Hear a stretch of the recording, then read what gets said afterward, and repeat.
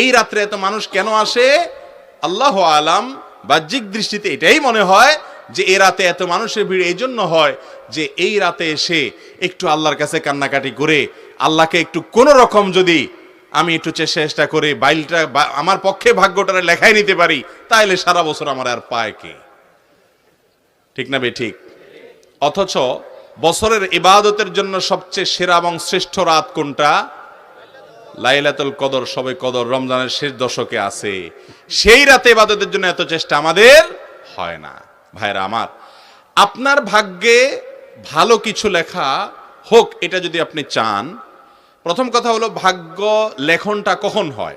সূরা দুখানের আয়াত থেকে বোঝা যায় এটা লাইলাতুল কদরে হয়। কারণ আল্লাহ বলেছেন, কোরআশে এখানে 1 থেকে 4 আয়াতগুলোর মধ্যে আছে, শুরুর 2-3টা আয়াতের মধ্যে আল্লাহ বলেছেন, ইন্না আনজালনাহু ফি লাইলাতিন মুবারাকাহ, আমি এই কোরআনকে একটা বরকতময় রাতে নাজিল করেছি। সে রাতটা কোনটা? কোরআন নাজিল হয়েছে কোন রাতে?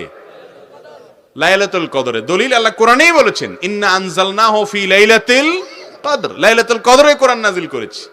তাহলে যেই রাতে কোরআন নাজিল করেছি, আল্লাহ এর পরের আয়াতে বলছেন, ফিহা ইউফরাকু কুল্লু আমরিন হাকিম, সে রাতে সব গুরুত্বপূর্ণ বিষয়গুলো ধার্য করা হয়, ফরক করা হয়।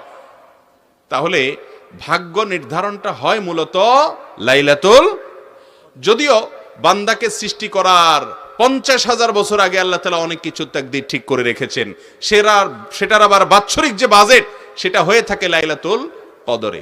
যাই হোক, শবে বরাতে ভাগ্য নির্ধারণ হওয়ার ব্যাপারে যে সমস্ত বর্ণনা আছে সেগুলোর কোনোটি সহিহ বা বিশুদ্ধতার মানদণ্ডে উত্তীর্ণ নয়।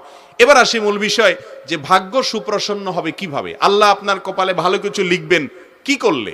নাম্বার 1, আপনি যখন আল্লাহর প্রতি ঈমান আনবেন, আপনার মধ্যে যখন তাকওয়া থাকবে, তাকওয়া আল্লাহর কথা মেনে চলার মানসিকতা থাকবে, হালাল হারাম বাজ বিচার করে চলার চেতনা আপনার অন্তরে থাকবে, এই ব্যক্তির জিন্দেগিতে আল্লাহ তাআলা বরকত খুলে দিবেন। কোরআনে আল্লাহ ওয়াদা করেছেন, ওয়ালাউ আন্না আহলাল কুরআ আমানু ওয়াত্তাকাউ লাফাতাহনা আলাইহিম বারাকাতিম মিনাস সামা, যদি ঈমান এবং তাকওয়া আনে কোন জনপদ, কোন এলাকার মানুষেরা আল্লাহর প্রতি বিশ্বাস রাখে আর অন্তরে তাকওয়া থাকে, তাদের জন্য আসমানের সমস্ত বরকতের দুয়ার আমি খুলে দিব।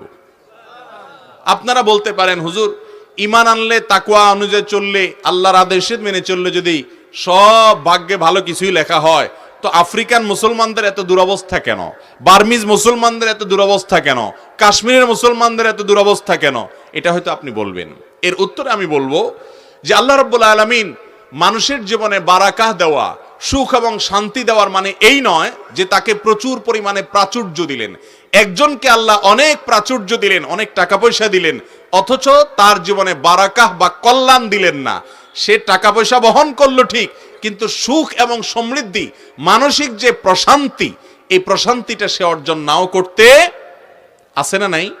টাকা পয়সা অনেক আছে কিন্তু মনে সুখ শান্তি, এই জন্য কখনো পিস্তল দিয়ে আত্মহত্যা করে, কখনো ইনজেকশন দিয়ে আত্মহত্যা করে, কখনো ফাঁসির দড়িতে ঝুলে পড়ে। এই সব হয় ওই কারণে যে অন্তরে কি থাকে না, শান্তি থাকে। শান্তির মালিক আল্লাহ তাআলা, তিনি অনেক সময় দুঃখের মধ্যেও মানুষকে শান্তি দিয়ে থাকেন, বরকত দিয়ে থাকেন। প্রকৃত কল্যাণের অধিকারী যদি হতে চান, আপনার কপালে কল্যাণ লেখা হোক এটা যদি চান, তাহলে আপনাকে আল্লাহর প্রতি ঈমান এবং তাকওয়া আনার চেষ্টা করতে হবে। ভাইরা আমার, আমাদের দেশে বেশিরভাগ মুসলমানরা বা সারা দুনিয়াতেই আমরা মনে করি যে আল্লাহ আমাকে এক গাদা টাকা দিয়ে দিলে, অনেকগুলো সম্পদ দিয়ে দিলে, বিশাল ব্যাংক ব্যালেন্স হয়ে গেলে, অনেক জমি জমা হয়ে গেলে, অনেক পাওয়ার হয়ে গেলে আমি বোধহয় আল্লাহর প্রিয় পাত্র হয়ে গেলাম। মনে রাখবেন, ফেরাউনকে আল্লাহ তাআলা অনেক ক্ষমতা দিয়েছেন, কারুনকে অনেক সম্পদ দিয়েছেন, নমরুদকে অনেক প্রতিপত্তি দিয়েছেন, কিন্তু এর কোনোটি তার কল্যাণ আনতে পারে। এই সমাজে বহু মানুষ আছে, অনেক সম্পদ প্রভাব নিয়ে চলে, কিন্তু মানসিক প্রশান্তি নাই, আল্লাহ তাআলা তাকে কল্যাণ। আবার অনেক গরিব মানুষ আছে, আল্লাহ তাআলা তাকে অনেক সুখে রেখেছেন। এই জন্য ওই আল্লাহর বান্দা, তিনি সুখী মানুষ অথচ সম্পদ নাই, এই জন্য সুখের সাথে সবসময় সম্পদের সম্পর্ক থাকে। একবার বলে এক রাজা, তিনি রাস্তা বের হয়েছেন সুখী মানুষের জামা নেয়ার জন্য। তো একবার খুঁজতে খুঁজতে এক লোক পাইছে, তার গায়ে ছালার একটা চট আছে। তো দেখলো যে লোকটা রাস্তার ধারে শুয়ে নাক টেনে ঘুমায়, পাশ দিয়ে ট্রাক যায়, বাস যায়, কোনো তার বিহিত নাই, ঘুম আর ঘুম, শান্তি আর শান্তি। তখন লোকটা চিন্তা করলো যে কি খাইছে না খাইছে, তারপরে এত আরামের ঘুম, ঘুমটা যদি আরামের হয় লোকটার মনে শান্তি আছে, এটা বুঝাই যায়। লোকটা ঘুম থেকে উঠার পর বললেন, ভাই আপনার মনে কোনো অশান্তি আছে? কয়, না কোনো অশান্তি নাই, রাজ্যের সব সুখ আল্লাহ আমাকে দিয়েছে, কোনো টেনশন বলতে কিচ্ছু নাই আমার। বলে যে ভাই তাহলে আপনার এই যে গায়ে যে চটটা আছে এটা আমাকে দিয়ে দেন, বিনিময়ে আপনাকে আমি এত লাখ টাকা দেব। আমার কোনো শান্তি পাইতেছি না ভাই, ঘুম আসে না, ঘুমের বড়ি খেয়েও ঘুম আসে না, আর অশান্তি, ডিপ্রেশন এগুলো আমাকে সারাক্ষণ তাড়া করে। মানুষ দেখে যে আমি অনেক সুখে আছি, আসলে সুখ জিনিসটা আমাকে আল্লাহ তাআলা দেন নাই, কিছু ভোগ করি, বাট সে ভোগে আমাকে তৃপ্তি দিতে পারে না। তখন সেই চটালা রাস্তার পাশে শুয়ে থাকা গরিব মানুষটা নাকি তার গায়ের চটটা খুলে তাকে দিছে, বিনিময়ে ওই ভদ্রলোক অনেকগুলো টাকা তাকে দিয়ে গেছে। টাকা দেওয়ার পর এই ভদ্রলোক এই টাকাগুলা চিন্তায়, কি করবে, কোথায় রাখবে, কে নিয়ে যায়, কে না নিয়ে যায়, কে ডাকাতি করে, এই টেনশনে এবার এর ঘুম হারাম হয়ে গেছে। এবার সে ওই লোকরে খুঁজতে খুঁজতে খুঁজতে অনেক কষ্ট করে পাইছে, পায়া বলে, ভাই এই নেন তোমার টাকা। তারে টাকা ছুড়ে মেরে দিয়ে বলছে, ভাই এই নেন আপনার টাকা, আল্লাহর হস্তে আমার সেই চটটা ফেরত দেন, আপনার এই টাকা আমার ঘুম এবার হারাম করে দিস। ভাইরা আমার, কথা কিন্তু বাস্তব। আল্লাহ তাআলা যাকে শান্তি দিবেন না, সম্পদের পাহাড় দিয়েও শান্তি দিবেন না। শান্তি কিন্তু আল্লাহর আনুগত্যে আছে। অতএব আপনার ভাগ্যে আপনি যদি কল্যাণ চান, টাকা চান না কল্যাণ চান? কল্যাণ চান। সুখ চান না পয়সা চান? যদি সুখ এবং কল্যাণ চান, প্রথম কাজ হলো ঈমান এবং তাকওয়া লালন করতে হবে। মুত্তাকিরা কষ্টের মধ্যেও হাসে, দুঃখের মধ্যেও হাসে। নমরুদ প্রাসাদে থেকেও শান্তি পায়নি, ইব্রাহিম আলাইহিস সালাম অগ্নিকুণ্ডে থেকেও শান্তি পেয়েছেন। অতএব আপনি যদি সুখ এবং শান্তি চান, আপনার ভাগ্যে কল্যাণটা লেখক আল্লাহ তাআলা, সুখটা লেখক আল্লাহ তাআলা, যদি চান আল্লাহর প্রিয় বান্দা হওয়ার চেষ্টা করেন। ভাইরা আমার, আমরা যারা এক রাতে ইবাদত বন্দি করে ভাগ্যটা নিজের পক্ষে লিখে ফেলতে চাই, তাদের এক্সাম্পলটা কি জানেন? তাদের এক্সাম্পল, তাদের উপমা হলো, একজনের চেয়ারম্যান সাহেবের ইলেকশনের আগে ধারে কাছেও ছিল না, কোনো কাজে তিনি ছিলেন না, এরকম একজন কর্মী আছে। সে ইলেকশনে চেয়ারম্যান সাহেব জিতার পরে এবার চেয়ারম্যান সাহেবের নারায়ে তাকবীর দিতে দিতে, স্লোগান দিতে দিতে আয়সা ইউনিয়ন পরিষদে হাজির হয়ে গেছে। এখন সব কিছুতে সে সামনে সামনে থাকে।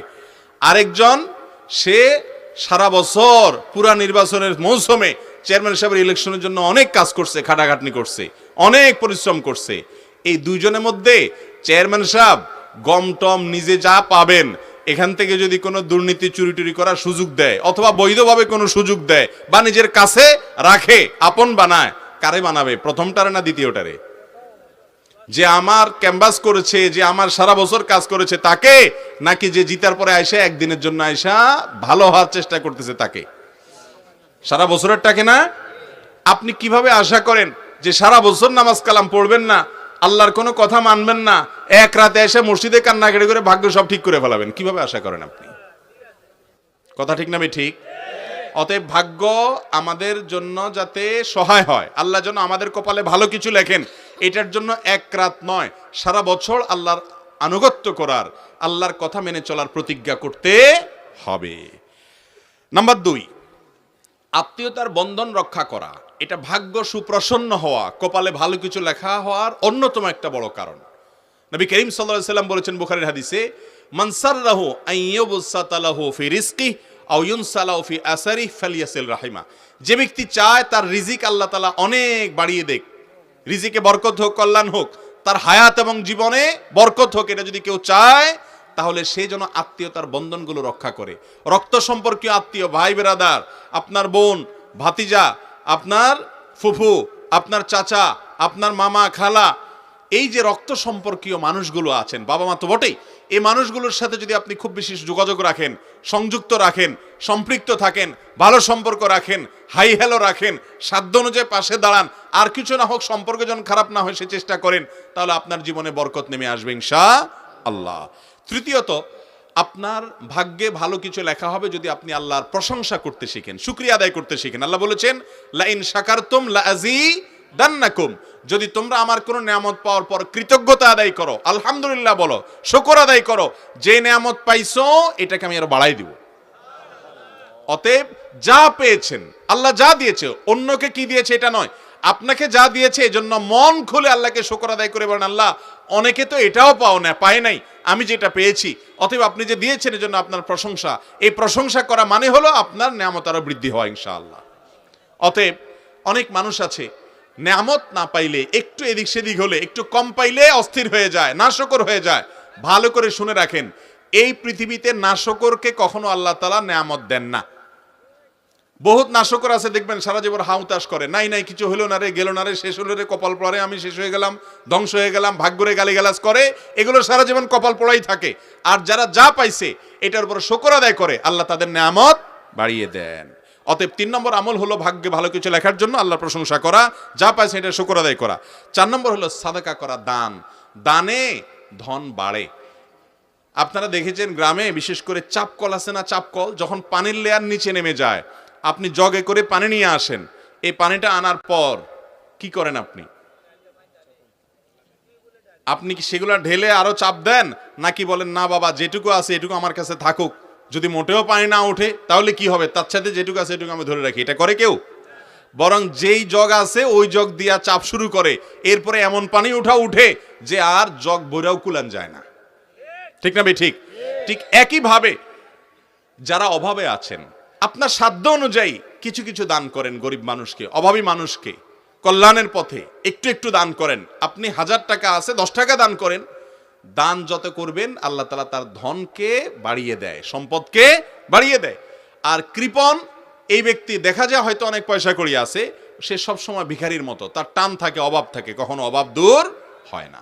এজন্য বরকত এবং আপনার জীবনে আপনার ভাগ্যে ভালো কিছু লেখা হবে তখন যখন আপনি দান দক্ষিণা করার মানসিকতা রাখবেন।